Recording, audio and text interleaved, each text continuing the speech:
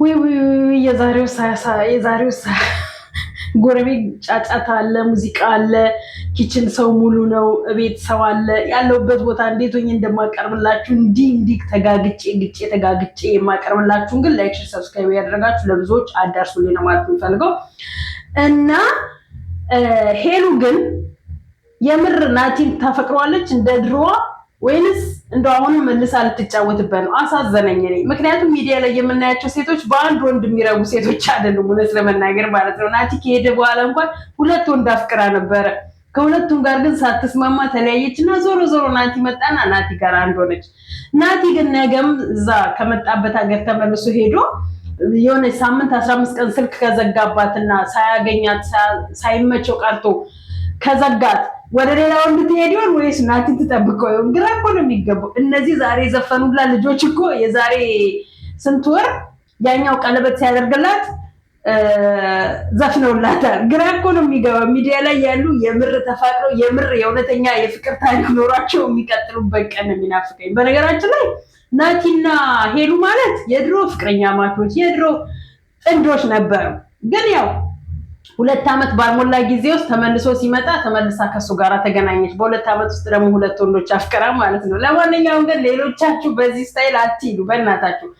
በዛ ላይ ደግሞ ትልልቅ ሾው ላይ ሚዲያ ላይ ትቀርባላችሁ። ያስፈራል፣ ያሳፍራል። ናቲ ይሄኔ ህግ አላት ብሎ ነው የሚጠበቀው እኮ። ህጓን ለዛኛው እኮ አስረክባለች። መቼም እሷም ህግ አለኝ ብላ አትልም። ህግ እንደሌላቸው ደግሞ የሚያሳውቁን በምንድነው? ራሴን አሳልፌ ሰጥቼ እርጉዝ ነኝ ትልና የውሸት እርግዝና ማለት ነው። እኔ ስለምወድ ራሴን አሳልፌ ሰጥቼ ራሷን አሳልፋ የሰጠች መቼም በመሳምና በእንትን ብቻ አይደለም።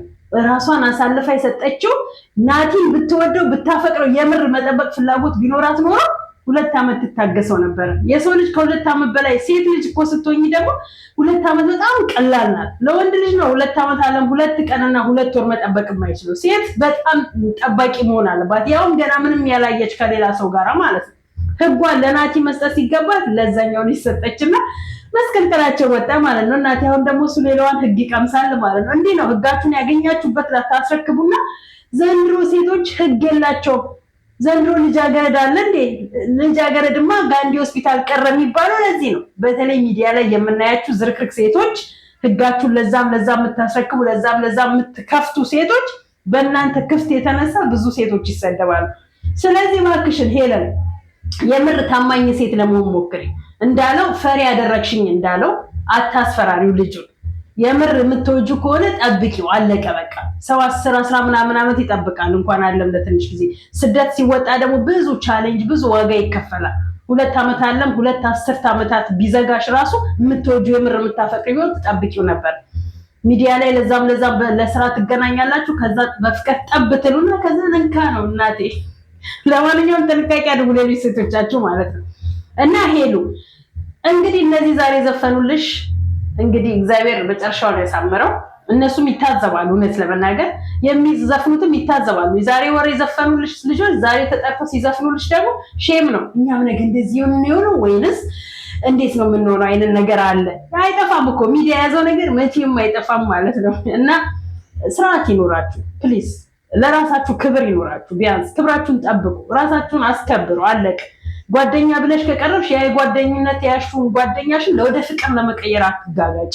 አለቅ ፍቅር ዝም ብሎ ዛሬ ይዘሹ ነገ የምትለቂው አይደለም። የእውነተኛ ፍቅር ካለባችሁ ከምራችሁ አፍቅሩ፣ አለበለዚያ ደግሞ አትነካኩ።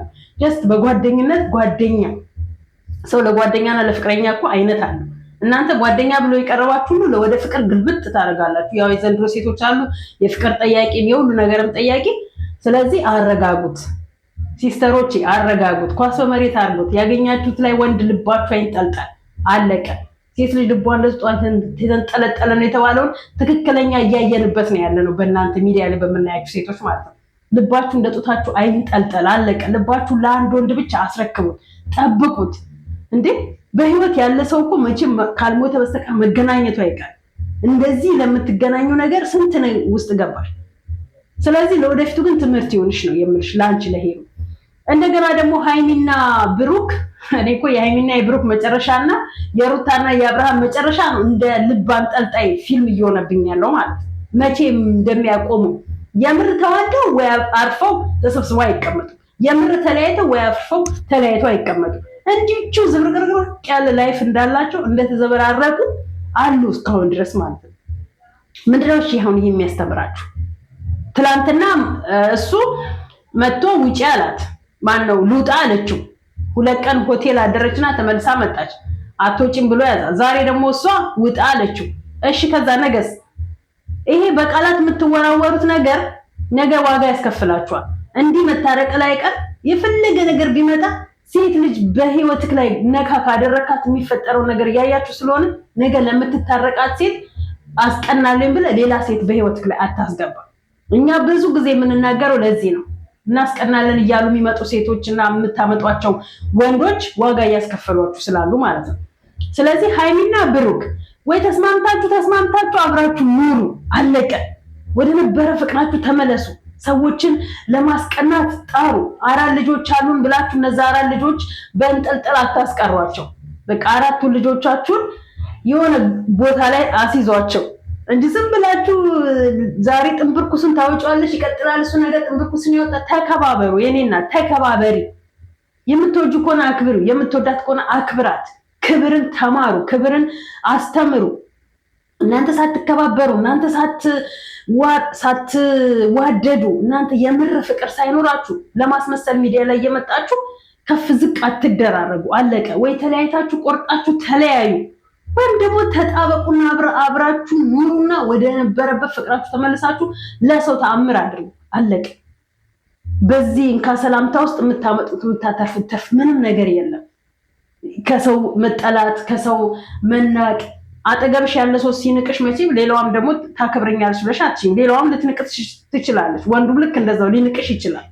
ስለዚህ እርስ በርስ ተከባበሩ፣ እርስ በርስ ተዋደዱ ነው ልላችሁ የምችለው።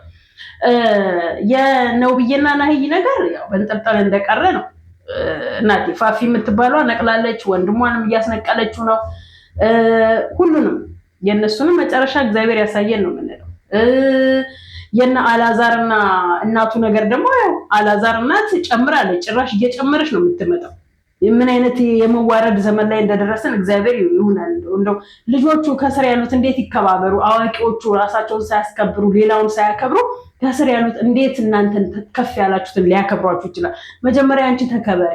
አንቺ ተከብረሽ ራስሽን አስከብረሽ በዙሪያሽ ያለውን አክብረሽ ከዛ በኋላ ደግሞ ሰው አንቺን ሊያከብርሽ ይችላል። አንቺ ራስሽን አዋርደሽ ሚዲያ ላይ ቤተሰቦችሽን የልጅሽን ሚስት አዋርደሽ። ለነገሩ አይኖ ድራማ ነው፣ ፕራንክ ነው። የምር ሪል ቢሆን ኖሮ ያቺ ማሚ የምትባለው ከውጭ የመጣች ሴትዮ ስቲል እስካሁን ገብታበት ነበረ።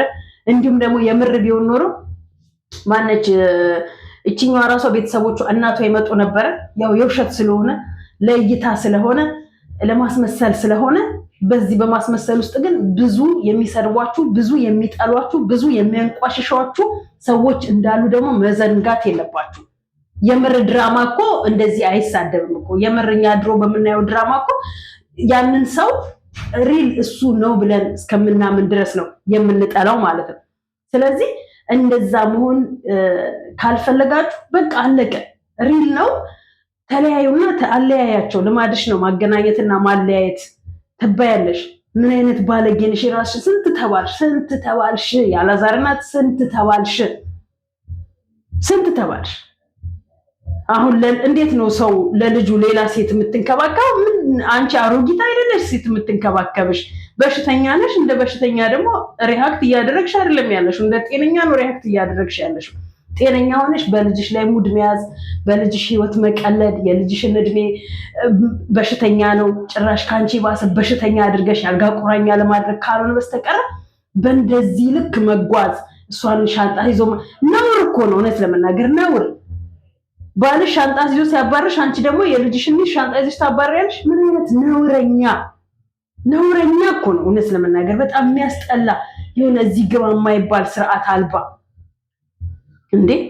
የት ልትደርሱ ነው? በዚህ ስራችሁ የት ልትደርሱ ነው? ምን ልታገኙ ነው? በዚህ አጸያፊ አስቀያሚ ለስሙ ትልልቅ ዩቲዩበሮች እና ትልልቅ ካሜራማኖች ያውቋቸዋል።